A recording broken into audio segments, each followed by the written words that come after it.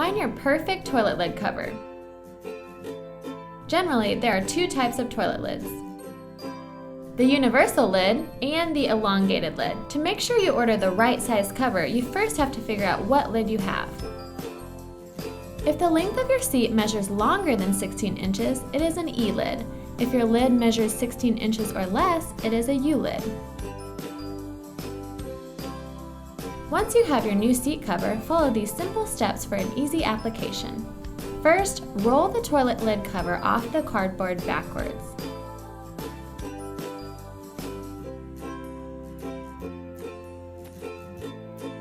Then, roll the cover onto the lid starting at the front.